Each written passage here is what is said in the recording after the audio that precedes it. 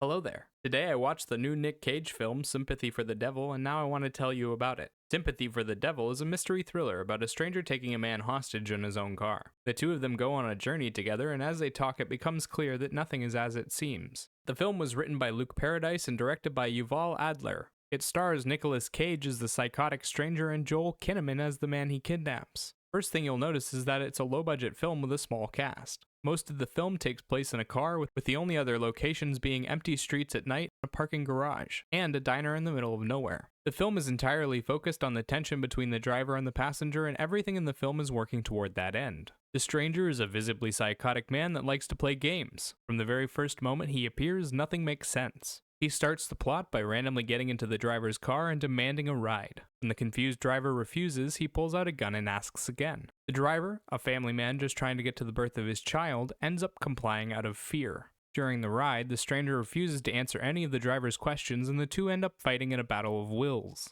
The driver tries different things to get away from the stranger, while the stranger slowly questions the driver, revealing little bits and pieces of his past and foiling his attempts with extreme violence. The story relies heavily on the mystery of who the driver is and whether or not he is the man the stranger is looking for. They spend the entirety of the movie playing on that question and only answer it in the final scene. Most audience members will figure it out long before then, and once you do, the story becomes kind of boring. The problem is that neither of the two characters in the film is a likable person. The stranger is too psychotic to get a read on, and his story feels like it was constructed to garner sympathy. His actions don't ingratiate him with the audience, and once you find out why he's doing all of it, it doesn't justify any of the other people he hurt. The driver isn't really a character. He spends most of the film reacting in bewilderment to the stranger's presence and attempting to escape. For a little while, it's easy to connect with his plight, but after the second time he tries to escape and the stranger punishes someone else for it, you start to lose sympathy. You'll learn a little bit about who he was from the stranger, but the story the stranger tells is incredibly vague and presented in pieces. The driver denies being this man entirely. Near the end, we finally learn who the driver is, but then the film ends shortly afterward with just that one little bit of character development. With neither of these characters being someone you want to root for, you end up disconnected from the story, and the events just end up feeling boring. They even have the stranger commit random acts of violence to try to spruce things up, and it doesn't work because he doesn't kill characters you care about, just random extras that piss him off. After a while, the psychotic act from Nicolas Cage starts to wear thin and lose its appeal, and when that happens, it becomes a real struggle to keep watching.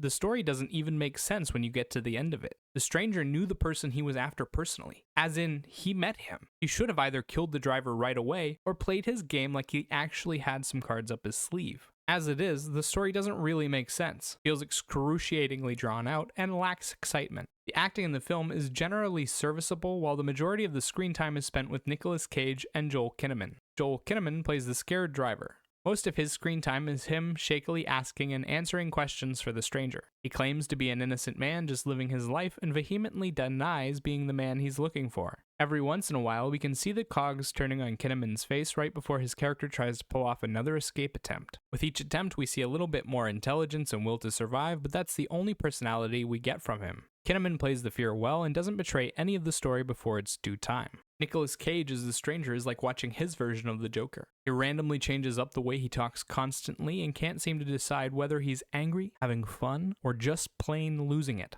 Sometimes, he's yelling at the top of his lungs in a silent room, and at other times, he's whispering for no reason. He clearly hates the driver with a passion and seems to enjoy inflicting pain upon him, but when it comes time to hash out the emotions, Cage's performance is just too over the top to connect with them. He's not scary as the villain, he's just unpredictable. At no point in the story do you end up feeling sympathy for him, even when he's telling his tragic tale. Neither of them ends up standing out for their performance because Cage either doesn't get the character or can't stop himself from going too far with it. And Kinnaman just doesn't get enough to do. No one else in the film gets enough time to qualify either. The visual journey is fairly simple and can be best described as a black and crimson escapade into the suburbs at night. Most of the time is spent in the car with basic back and forth cuts between the driver and the stranger. There's a little bit of action now and again, but it's short-lived and not that impactful. Random strangers getting killed doesn't make for good entertainment. The movie does have one good scene in it, but it isn't enough to qualify as visually significant. It's just a tense scene of them at a gas station and the driver trying to get a stranger's attention. They did the build up well, and I love the gas ticker stopping when the tension cuts.